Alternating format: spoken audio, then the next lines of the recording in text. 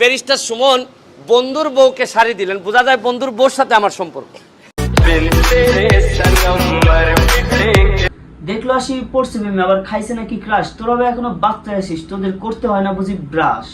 অপমান আমি সহ্য করবো। অপমানের কি দেখছেন? অপমান তো করা শুরু করেই নি। ব্যারিস্টার সুমন ভাইয়ের পিছনে কোটটাই পরা একটা মেয়ের উপর হঠাৎ করে আপনারা ক্রাশ খেয়ে গেলেন। মেয়েটার ব্যাকগ্রাউন্ড সম্পর্কে একবারও জানার প্রয়োজনই মনে করলেন না। ঘটনা কি? ঘটনা যাই হোক না কেন, আমি যদি বলি এই ব্যক্তি আর এই ব্যক্তি দুজনে একই ব্যক্তি, তাহলে কি হবে? আজ একটা বিরাট ফাটাফাটি মারামারি করার দরকার নাই, আমি বলে দিচ্ছি ইনি আর ইনি দুজনে একই ব্যক্তি। শুধু কি তর্ক করবেন নাকি প্রমাণটাও করতে দিবেন? আসলে আমাদের ব্যারিস্টার সুমন ভাইয়ের বিরুদ্ধে একটা কথা উঠছে, সে নাকি তার বন্ধুকে একটা শাড়ি গিফট করছে। এটা নিয়ে একটা প্রতিবেদন করছে আমাদের প্রথম আলো। যাই হোক, এটারই একটা সঠিক ব্যাখ্যা দিয়ে আমাদের ব্যারিস্টার সুমন ভাই একটা ভিডিও পোস্ট করছে এবং ভিডিও পোস্টের মাধ্যমেই আমাদের এই জাতির ক্রাশের আবির্ভাব ঘটে।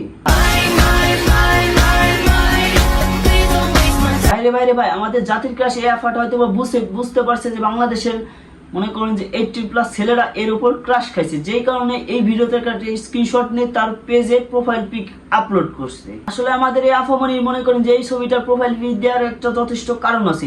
কারণটা হলো বাংলাদেশে যত ইয়াং পোলাপান আছে, যাতে করে মনে করেন যে খুব সহজে এই আফামনির পেজটাকে খুঁজে বার করতে পারে এবং আফামনি এই সুযোগে মনে করেন যে তার পেজটার ফলোয়ার বাড়াতেও পারে। আসলে ভাই সত্যি কথা বলতে কি, আমাদের এই আফামনি একেবারে মনে করেন যে পুরো মাল্টি ট্যালেন্টেড।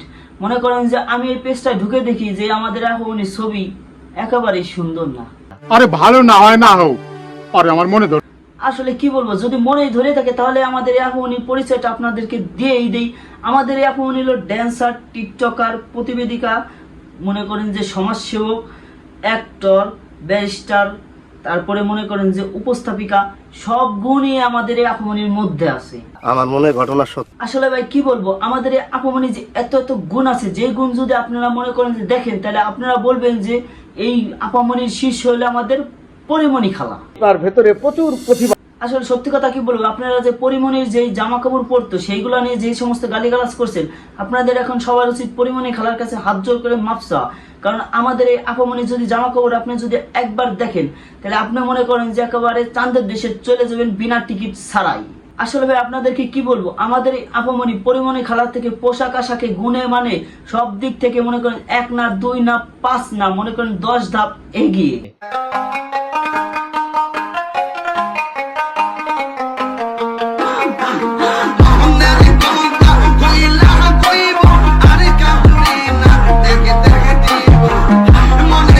যাক ভাই, এইসব মান গুণ ট্যালেন্টের সব বিষয়টা বাদ দিয়ে এখন আমি আপনাদেরকে একটা প্রশ্ন জিজ্ঞেস করি। সেটা হলো, আপনারা এই আপামনির উপর ক্রাশটা খাইলেন কেমনি? আপনি আমাকে টিজ করছেন? আরে না না না আপু, কি কন, আমি আপনাকে টিজ করতে যাবো কেন? আপনি তো আমার থেকে অনেক সিনিয়র, আর এখন তো আপনি বাংলাদেশের ইয়াং জেনারেশন পুরোই একেবারে ক্রাশ। আর আপনাকে যদি আমি টিজ করতে যাই, তাহলে পাবলিক আমারে মনে করেন রাস্তাঘাটে ধরে একেবারে মাইর দিবে।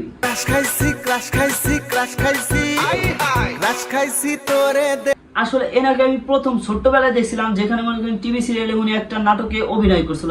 সেখান থেকে ওনাকে প্রথম দেখাতে ভালো লেগে যায় এবং ক্রাশ খাই যায়।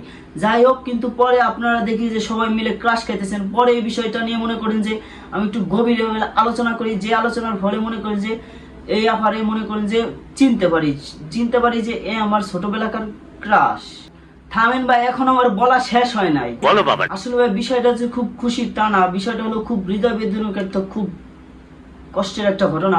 যে ঘটনাটা হলো, মনে করেন যে প্রথমে যে সময় ব্যারিস্টার সুমন ভাইয়ের পিছনে এই মেয়েটা হাসি দিছিল, তখন আমি এই মেয়েটাকে চিনতে পারি নাই।